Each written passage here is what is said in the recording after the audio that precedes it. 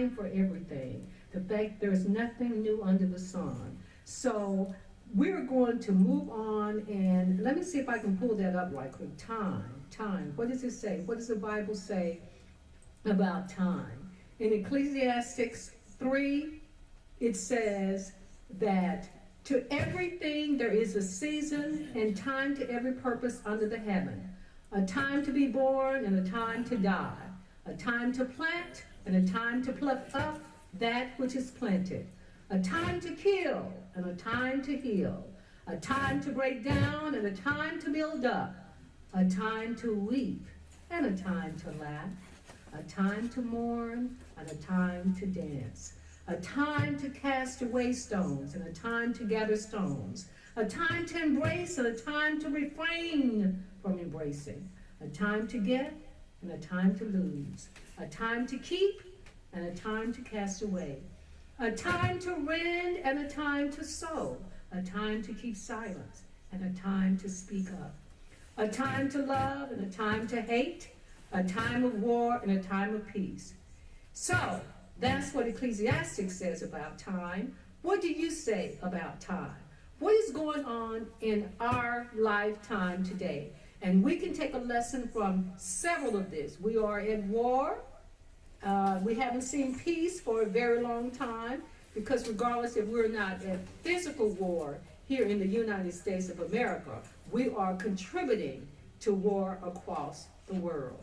And what's also a time to love and a time to hate? There seems to be a lot of hating going on. There's a lot of killing going on. So when someone asks you, Barbara Mallory Caraway, where did you come up with that title? Time. That's why it is time.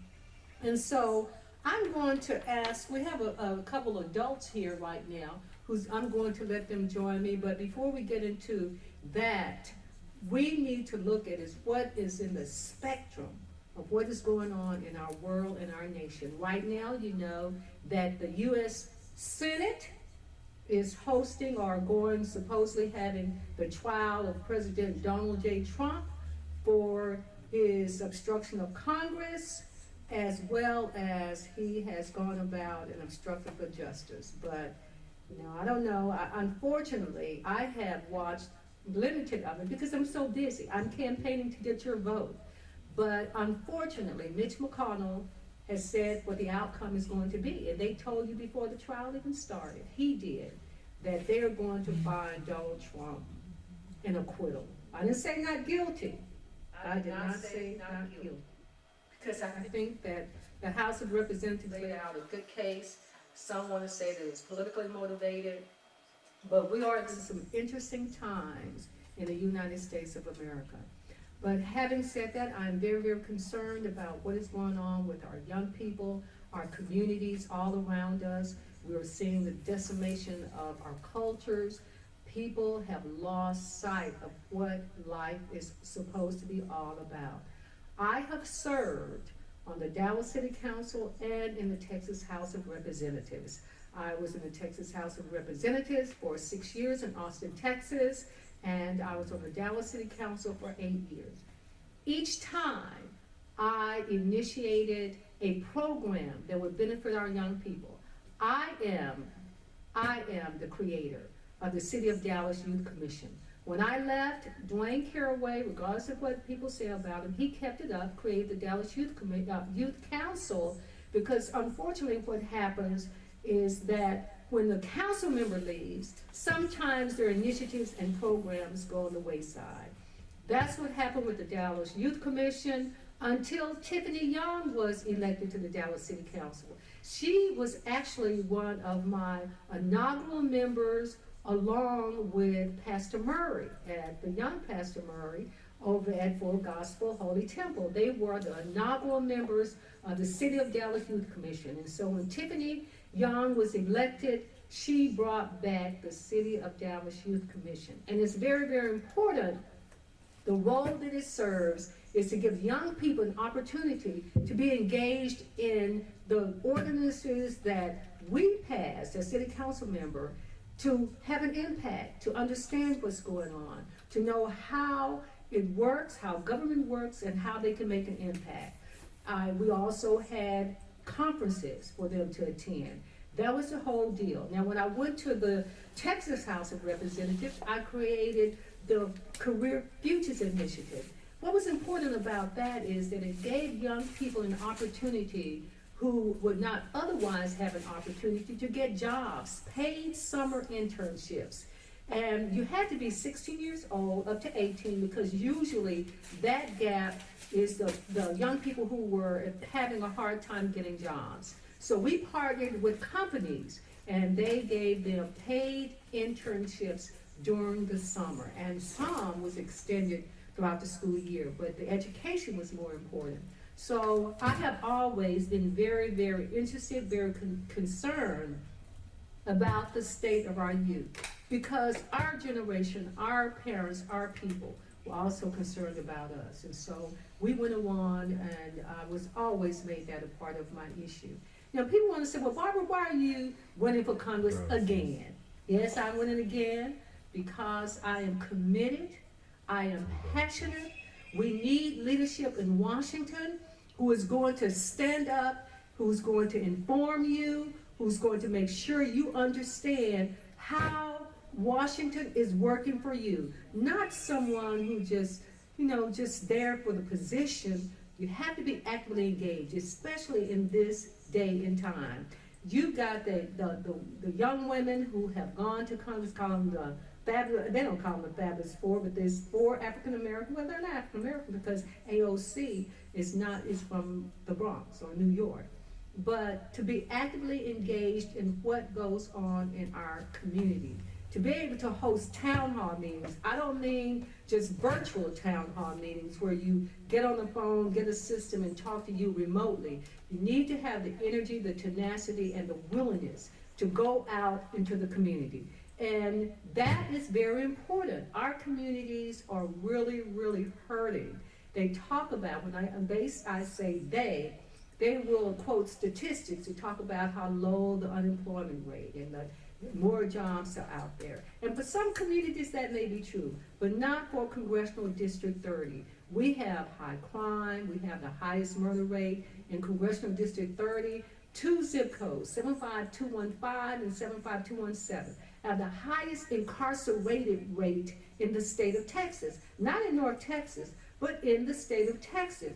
We need to look at how we can retrain people for 21st century jobs that include technology, that include warehouse jobs, that include the opportunity for you to earn a living, not just minimum wage. Because I often say, if you have a family of 4 and you go to McDonald's and you get a Happy Meal or a meal for adults, you've got to work a whole day just to go to McDonald's to feed your family. And that is a reasonably cheap meal. If you want hamburgers, they have great French fries, but you have to work a whole day to take your family just to McDonald's if you're working a minimum wage job. We have guns in our community that our young people are using to kill themselves and others. But what issues are important to you? What do you want to hear from your congressional person? What do you want to hear from your elected officials? That's what you must ask yourself. Our expectations levels have gone so beneath the radar that we are unwilling to realize that you do not have to accept what everybody is putting out. You don't have to accept that. But I'm going to ask, I actually have a couple of activists in the audience of my show. Amani, come on, join me. James Amani. Amani means faith. And Amani is really, really working closely with me. He has been out and about in the community for a very, very long time. And we are very concerned about our community. We have some Amani, before I talk to you, I've got to brag about these young people who are helping with Time, with Barbara Mallory Caraway. They actually have their own show. It's Bro and Sis. We have Greg Jr. and Asia. So I'm good. And they are great, magnificent producers. They are great, magnificent hosts. And their shows can be heard too. But we are excited to be here with you today to bring these very, very important issues to you, because times are hard. I don't care what they say about how great things are. People are suffering. Up and down Martin Luther King Jr. Boulevard, you see homeless people. You see women who are out there who are willing to sell their bodies because they don't haven't found another way to make income. You see the fact that transportation, you see the fact that our communities have been so neglected. I have been running for this position. I am no ways tired. I would say I ain't no ways tired, as the song says, because I'm on a mission and I'm dedicated and committed to represent you. The election is March the 3rd. This year, in just probably 6 weeks, my name is number 3 in the Democratic primary. The Democratic primary, 3 on 3. 3 on 3. Barbara Mallory Caraway, March the 3rd, 3 on 3. Amani, yes, welcome to Time. Well, thank you, with Ms. Barbara Mallory Caraway. Mallory Caraway. Thank you for inviting me. I'm here because I guess you want me to tell them why I'm here, right? Why are you here, Amani? Well, I'm here because I'm worried about our young people, especially because today, by itself, they called me to tell me one of my 30-year-old people that I mentored, tried to mentor, they found him dead today. And he had shot himself, suicide. Oh, they hadn't found his body for 2 weeks. So I'm bringing this up. This is a very serious show. We need a very serious person in Washington, D.C. And that's why I'm with the Harvest Institute. Everybody probably heard the Harvest Institute.org. We are not only fighting for reparations, but we're fighting for jobs and justice, because we realize that poverty, like Dr. King really died in 1968, April the 6th, 1968. I was in Fort Polk, Louisiana, going to the Vietnam War. Dr. King, a lot of people heard the dream speech, but Dr. King really died for poverty. We were going to Washington, D.C. because we realized that we are not getting anywhere until we get the money that's owed to us. Not only the money is owed, but our families are dying from poverty. We have quite a few young people supposed to be in here today, but most of them don't have cars. They don't have transportation. They don't have finances to get here. And this program was basically fit for that. We wanted to ask them. Well, they are here. Now, this is my show. Now, wait a minute now. They're showing up. They were downtown. But you're right about them not having transportation. Right. So we're going to bring them up. We have only 2 seats at a time, so we'll have enough of them to go on with our show. So we're going to talk about what you and I are talking about. And Dr. King was in Memphis. Right. He was in Memphis because of the way that the sanitation workers were being treated. And so he was there for an opportunity to take a look at that. Yes, so your district is, after I analyzed your district today, one of the main problems in your district is poverty. Absolutely. And that's what's causing the prison problem is causing the low skills, low trade, education, has to do with everything, the funds. Because Washington, D.C. is about the money. And once we realize that, then that's what you go in there to make them equally distribute the money. You're absolutely right, because once the budget is passed, then you can always introduce legislation, but the budget funds many programs, not just the federal dollars are allocated on a local and a state level. So if you don't see a lot of progress going on in our district, it's because the funds are not being allocated to reflect the need of our district. Now, what is Congressional District 30? Congressional District 30 consists of Grand Prairie to the east of 360 and to the south of Greater Southwest Parkway, not Mansfield. Then you go into, it stops right there at Joe Pool. So you have Cedar Hill, Duncanville, DeSoto, Lancaster, Glen Heights, Wilmer Hutchins. You have Pleasant Grove, Oak Cliff from downtown, and it pushes south into those suburbs, parts of Kessler Park. You also have Old East Dallas. And so in North Park or Elm Thicket, depending on what generation you're from, Arlington Park and parts of downtown and the Stemmons Corridor. And that is why you need a representative who has the energy, the tenacity, the vision. That's very important, because the district is so diverse You have to be able to address all those issues. You cannot have a one-stop shop approach to managing Congressional District 30. You cannot. It has one of the highest poverty levels in the country, not just in the state. You don't want to hear people talk about that because, as you were talking about, Imani, you have to have an approach to deal with all of these issues. You have to be able to go in and meet with the people, talk with them, ask them what you want, because we're not fighting now for ourselves, but we're fighting for the future, for our kids. Because when you look at it, it really breaks out into about 4 categories. You have this G or generation or X, then you have the millennials, then you have the generation between the baby boomers, and then you have the aging seniors. So aging seniors want to make sure that they can stay healthy enough to live. That has to do with their Medicare, Medicaid, and Social Security.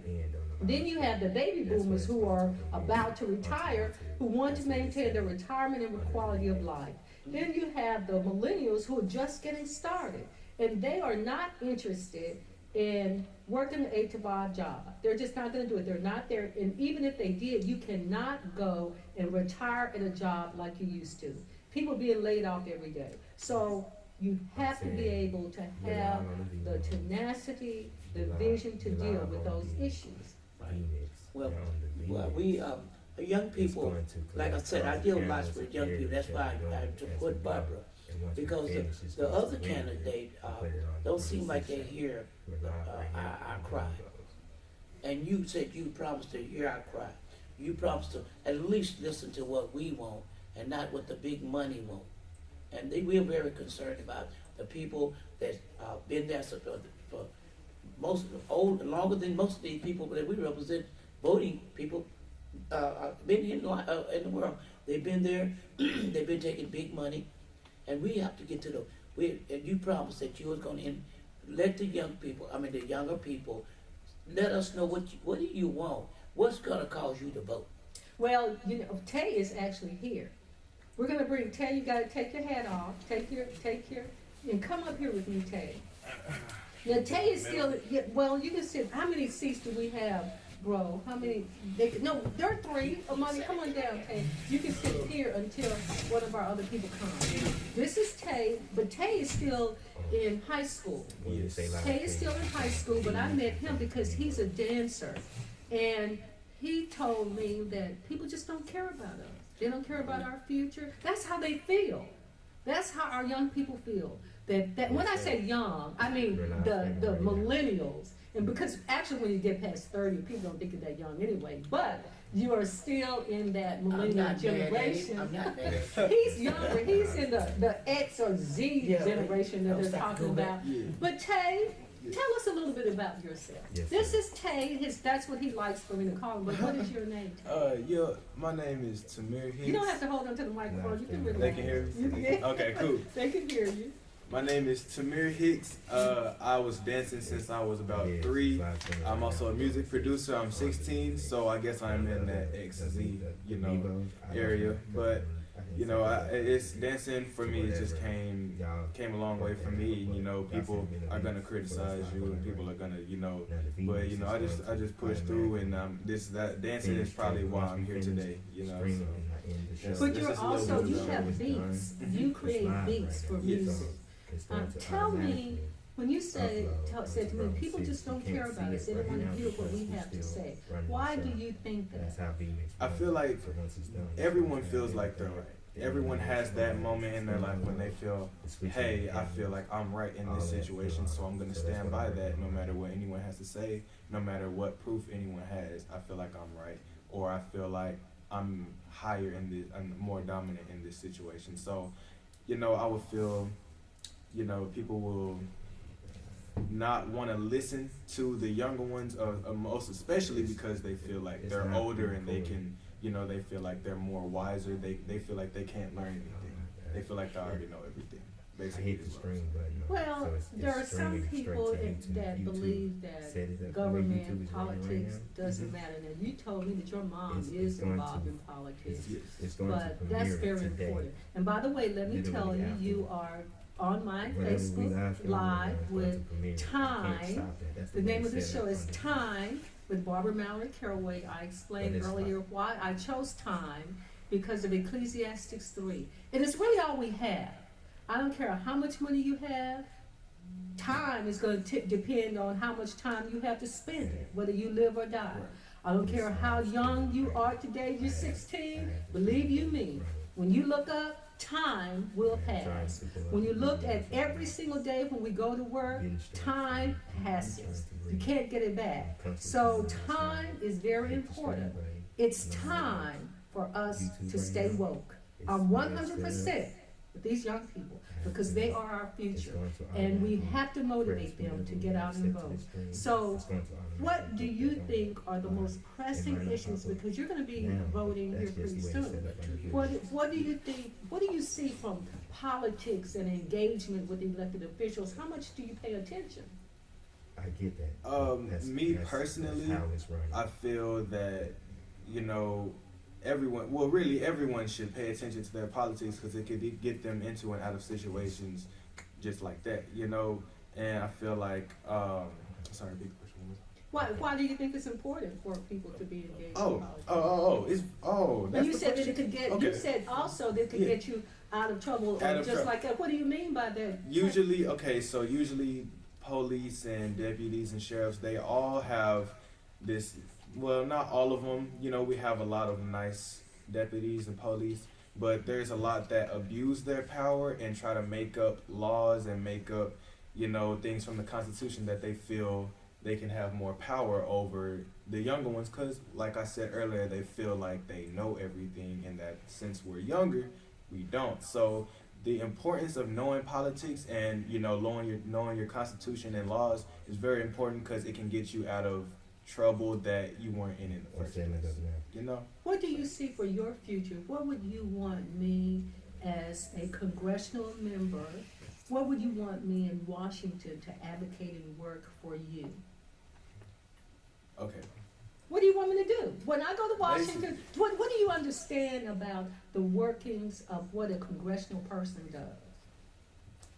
I understand that they can, you know, change how civil disobedience can work, and they can, you know, like, you gotta give me time to process. I didn't think I'd be sitting right here right now. But I told you would take that. I don't want my audience to think that you're blindsided. This is good though. This is good, because we need to know, because your mother is when I say your mother, not personally, but our mothers, our children are our future. Right. Some of us are better off financially, mentally, emotionally than another. But we have to all work together for your future, or I don't have a future without you. Because sooner or later, you're going to be taking over where we left off. You have to be equipped. So when we're looking at laws up in Washington, where there's, you know, a lot of young people want us to pass marijuana. I don't know if you want to do the legalization of marijuana, or look at gun laws, because it's stuck in Congress now. We need to advocate for passing the fact that you cannot just go and buy these. Right. Okay. Okay, so I've been, gonna get a little personal. I've been shot at in Fort Worth, and it was basically, in my perspective and my point of view, was basically for no reason. And I feel like, once again, a lot of people feel like they have a lot of power over you because they have a weapon that can basically take you out of existence. They feel like they can control your life, you know, just from a weapon. And as far as drugs and marijuana, I believe that it is being legalized now in a lot of states in the United States. Yes. And what I've realized was we've all came together and did a civil disobedience act just by smoking and doing drugs. We've all been doing that for so long that I guess, you know, Congress just felt like, hey, we should make it legal to take, you know. What about the violent aspect of drugs? Because what's happening now, even though people are pushing for the legalization, police reports are reports that a lot of this violence is caused by marijuana, not crack, Ah. by marijuana. So in terms of, some say that their argument or position, if you legalize it, just as, I mean, this is way past your time, but during the Prohibition time, when liquor was illegal, they legalized it because there was a very, very criminal element of it. Yeah. So do you think that legalizing marijuana would take the criminal element out of it? I feel because since it was illegal in the first place, that people would basically do anything they could to get it, you know, and so I feel that legalizing it doesn't necessarily like extinguish the criminal rate that's going on for it to get it and to get a hold of it and to get into your possession, but it opens a new path of, you know, instead of people killing and stuff for it, they will break into stores now to get it instead of, you know, because they're putting it in stores and they don't want to pay for it. So that is another problem that we're most likely going to have, you know, so. And it's going to be interesting because the people who all went to prison because of small amounts of marijuana, it's going to be legal. Their lives have been ruined. This law that was passed in 1994, there's 3 strikes and you're out, that really sent a lot of minority men to prison. And now women are going to prison at an alarming rate. But that's going to be very, very interesting. I'm Barbara Mallory Caraway. You are Facebooking live, and we're also streaming live on the Bro and Sis show. You're with Time. That's the name of my talk show, Time with Barbara Mallory Caraway. And Tay is my guest tonight, and we're talking about the state of our youth. And he's going into that age towards very, very important for us to know what's important to them. So, Amani, you want to ask Tay some questions? Yes, Tate. What I'm hearing in the community, and I've been out here a long time, I was on the juvenile board, and I was with Annie Casey Foundation, and of course, Families Against Mandatory Minimum. And so I got 4 sons. I have one son who was shot. I have a grandson who was shot. I have one grandson has been in trouble, lots of trouble, 2 or 3 of them. But I'm trying to, what will it take? I mean, this is what I need. I know you're 16 now, but in 24 months, you'll be 18 time to vote. 24 months, that's all. So what will it take for us to get you to be a part of the process, young people, to get involved, to learn about, educate yourself about politics, and what you can do to help us get you involved? Now, speaking on behalf of 16-year-olds and under, or 17-year-olds and under, basically we just want it to be fun. You know, we don't want to sit through a long process of reading and writing, and you know, and I'm just being completely honest. Be honest. And I'm just being completely honest. If you want us on our behalf, if you want us to get into participate, yes. If you want us to participate, then try to make it fun. Have a little music, have a little, you know, pictures, drawings, you know, things that will be fun for us, things that will make us remember why we did it, and things that will push us to do it or to participate, you know. Well, we don't want, this is our inaugural show. It's only be about 30 minutes each week, and unless we go out and we have the need to broadcast for a whole hour. I don't want to tire you out the first night, but I'm very, very excited about this opportunity to be on the network, to Facebook Live with you. We're going to be YouTubing and on all the social medias. Hopefully we'll be out twice a week, and you can join us. We'll post it before we're going to actually be at the location so that you may join us, so that we can all be together in this effort to move this new generation forward, because time is all we have. And it's time that we come together, not just for what we want to do as adults, to live the best lives that we can towards, I mean, we are this an aging population for America. There's a lot of violence going on, not just here, but throughout the world. But I want to encourage you, if you have not registered to vote, February the 3rd is the last day to register to vote for the March primary.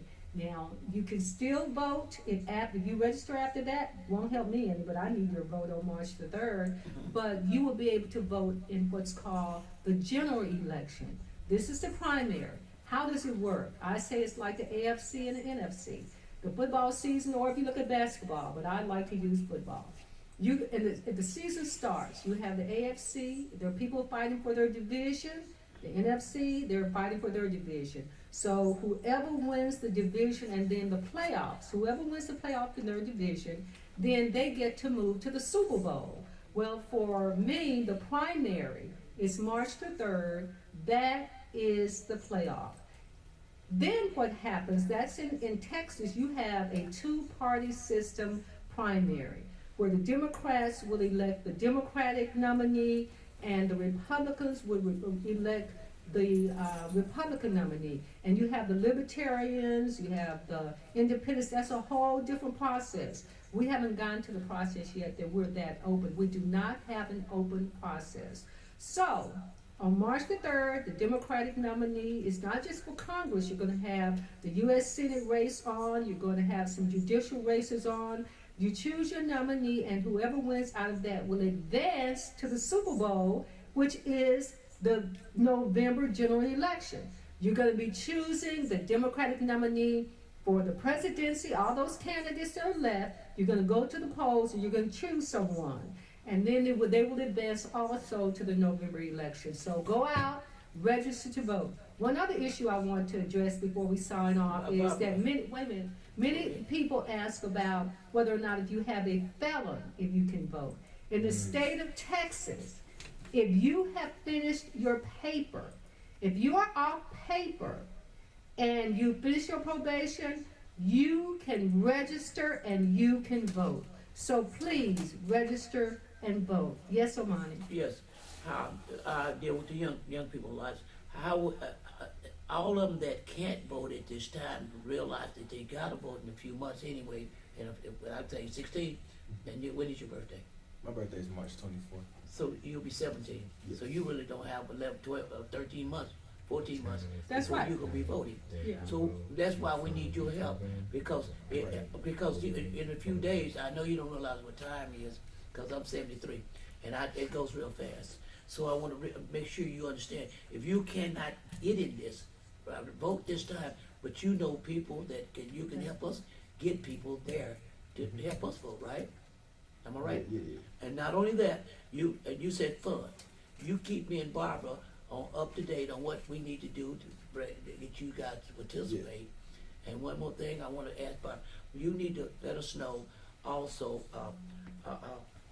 we need to know, right, Barbara, we need to find out how they can get in touch with it. Anybody out there listening, how they can get in touch with you, and we can get them registered, and we can get them in this area. That's great. Well, I would send you to my, you can messenger me on Facebook. I have actually 2 pages. One is at capacity, but you can go to my fan page. You can Facebook me, go to my congressional website at Barbara Mallory Caraway.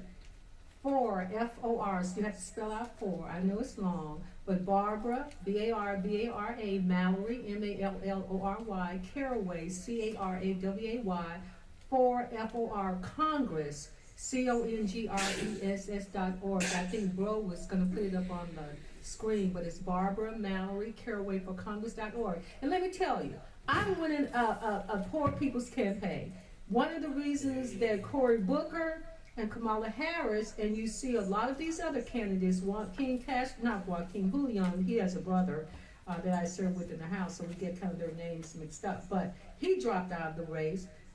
Colbert, the lady, who they're struggling because of finances. It takes a lot to run these campaigns.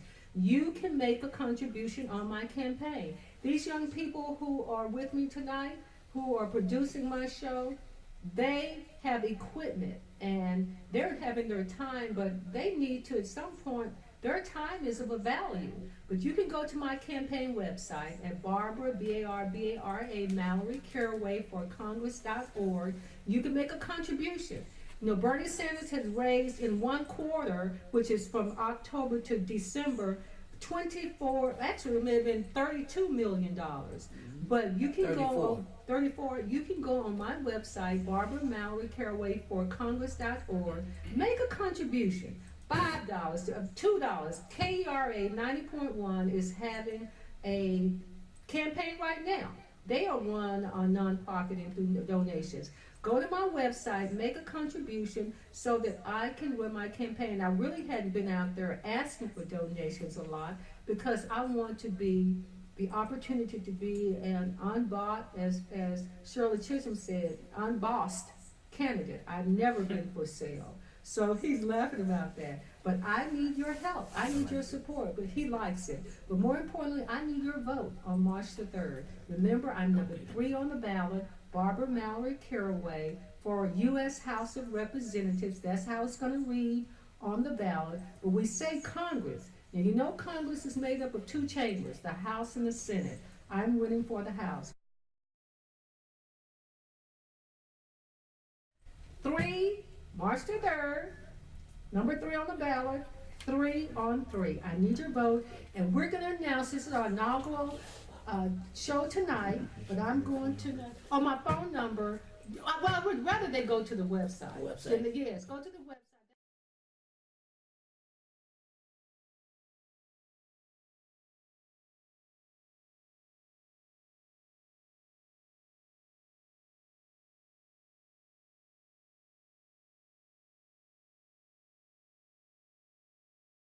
Messenger me, and we'll get back to you.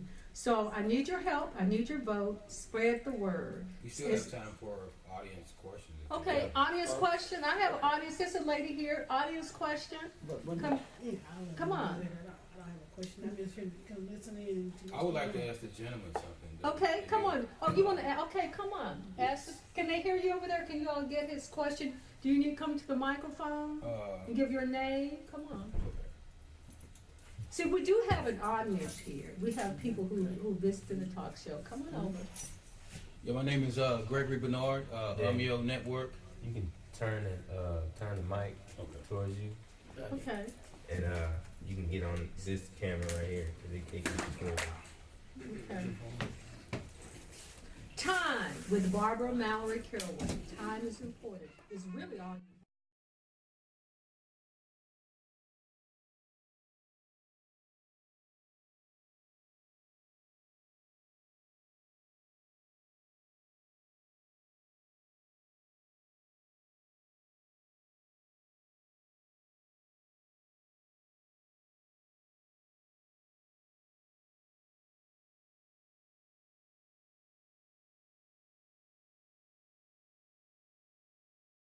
Who pay, but give you money, that's who most time, if you look at all the candidates, that's who they represent. So family, we have to start putting our money up for the things we need also. When we take 5, 10, whatever you can give us, this will buy materials for us. We have to stop waiting on the sidelines and let the big corporations buy our elections. That's why Barbara's not taking money from the big donors. We need your support. You pay for everything else you do. We need your help. That's right. Pay for this. I know you said, well, I don't have any money, but you want to get represented and to keep Barbara free from the lobbyists. We need your donation. Thank you. All right, Mr. Bernard. So I just want to ask you a question. How frustrating is it when you, let me ask you this, how frustrating is it, because I'm sure you already know, with the other students, not just yourself, but every day you wake up and you have to go through this life. You have to go through this educational institution. You have to meet the students on a consistent basis, as well as the educators. And you see everything that's going on in life. How frustrating is that to you?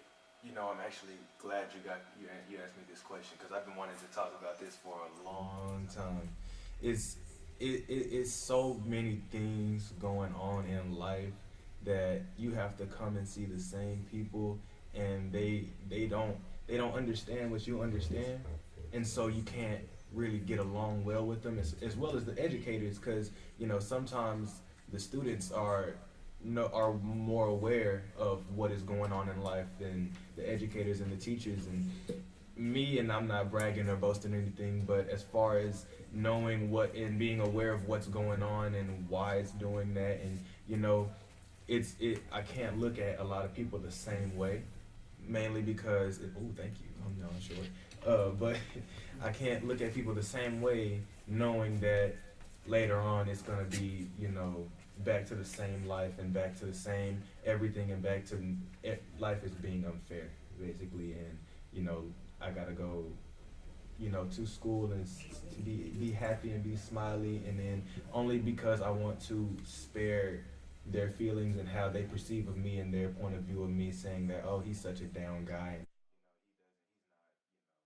so I kind of have to put on that smile, even though I gotta wake up knowing all of these things as far as homeless people and yes, Hunger. big word, Fear. fear, hunger, A lot of fear goes on. poverty, everything that's going on, and nobody's doing anything about it, or not even saying anything about it, not even being aware that it's there. You can pass by and see some guy just in your car. You just pass by and see somebody under a bridge and be like, well, and then me on the other hand, I'll pass by and be like, man, he's probably working really, really hard, and life is treating him like this, and then you got to go to school and go other places, go to your job, and wonder like, what if I was that person out there, because I have been that person out there, so I really know how it feels to not have anything. You've been homeless? Yes, I have been homeless before. It was. I don't even know if I want to talk about it, but Well, we need to talk about that. Is the Yeah. role of the Yeah. elected official is to listen, and what you're talking about too, Tay, these mental health issues. Mr. Bernard, thank you for bringing that up because you have mental health issues. What he said is you're really putting on a fake face to pretend like everything is okay. You go out and you smile because you don't want people to know how bad things really are. Yeah. But that's the face that is going on right now. It needs to change. So you got your mental health issues. So what was your circumstances by which you were homeless?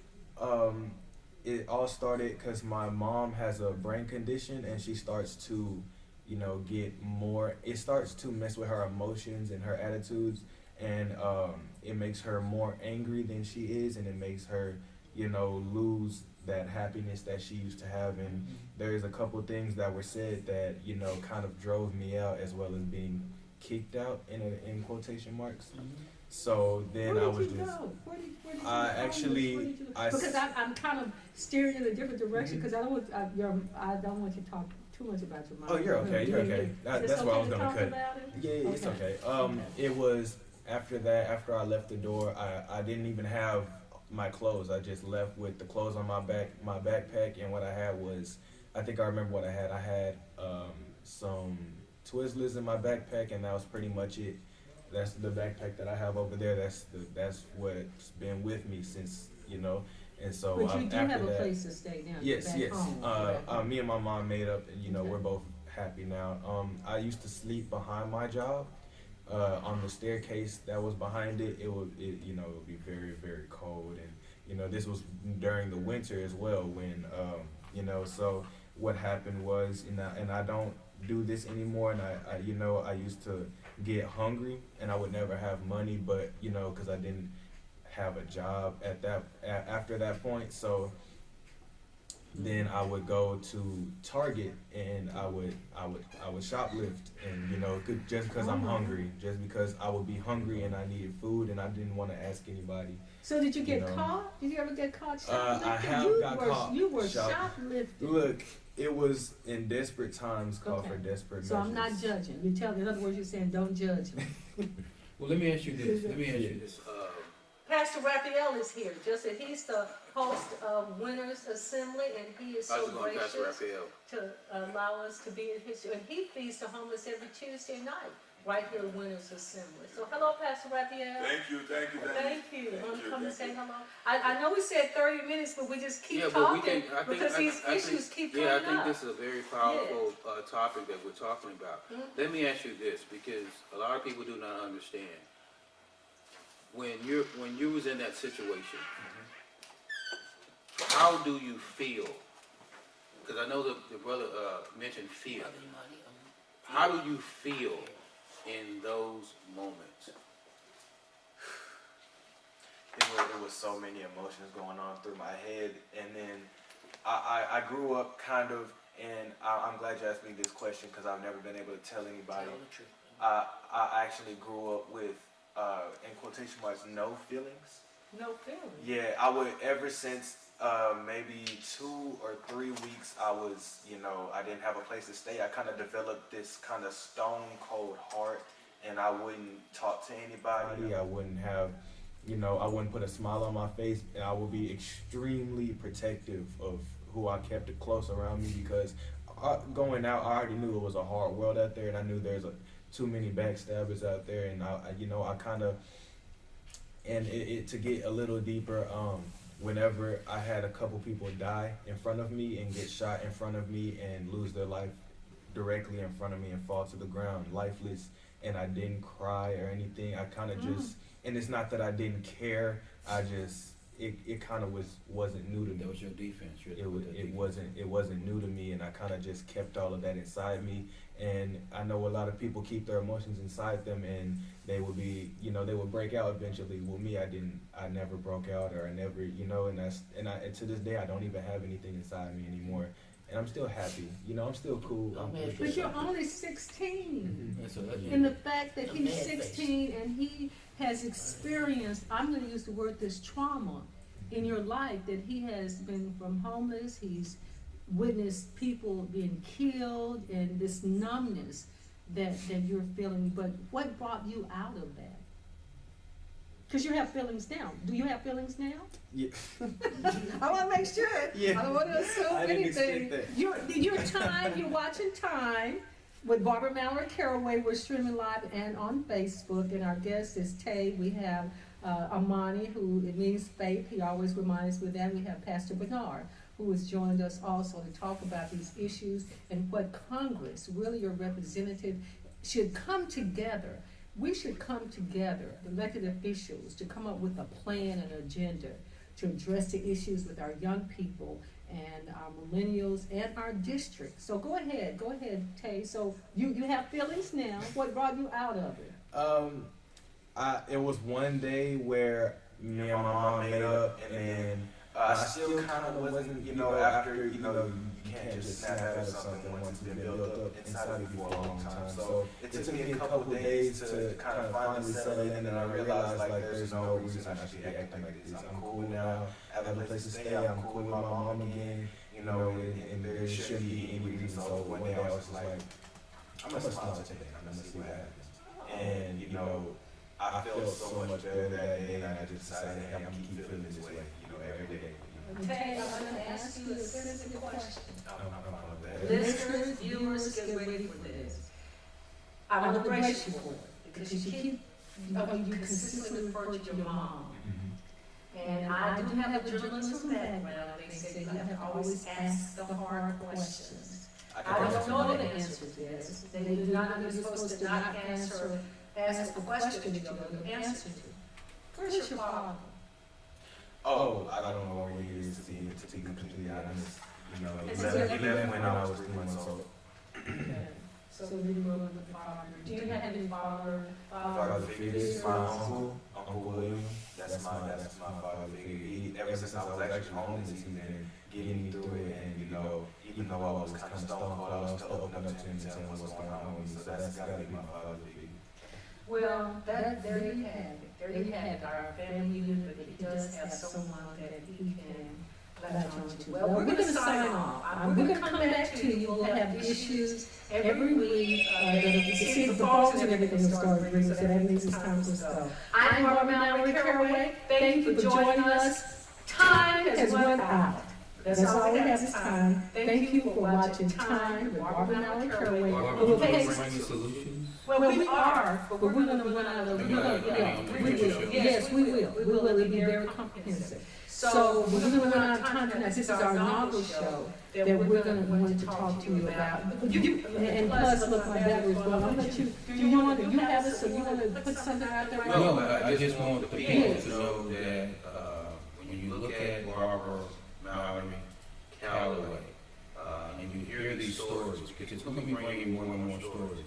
But she's one of these individuals, as I've sat down and talked with her, she's one of these individuals that have a heart for the people, and not just those individuals that's doing well, but she has a heart for the youth.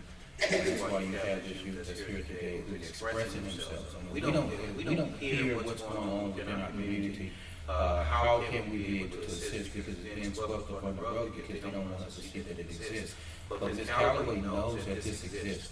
So what she's done is she's kind of like gathered some people together, and she's going to be coming with solutions. That's right. And I know that you guys have, listened to politics year after year, broken promises after broken promises, broken promises after broken promises. And I know that this is how the youth are feeling, because they just stop believing. And when they stop believing, they start reacting. But we're about to hear some things that's going to be coming each and every week, probably twice a week. I believe we're going to be doing it, but she's going to be coming with solutions. A lot of times, politicians, they come on and they tell you, we're going to do this, you vote in, we're going to do this. But she's going to share with you what she's currently doing and how it's working. And if you don't vote somebody in who's currently doing the work and you're seeing exactly what it is that they're doing, then we don't deserve the change. So what she's going to be doing is breaking it down to you, like she said, comprehensively, because we want to make it transparent. You hear transparency, but you're about to see, and you're about to hear transparency each and every week. So we want you to decide who it is that you want to come into office based upon the work that you're seeing and based upon who this person is as far as integrity. And also, we're going to give a little tease, since you've already done that. It will allow young people to become financially self-sufficient. All right? So tune in next week. I'm going to post, this was our inaugural show, but I will post what's coming up next. So thank you for joining me. My battery says, as a matter of fact, I hope you can still see me, because I see this light says low battery. But Barbara Mallory Caraway, guess what? Time's up for tonight.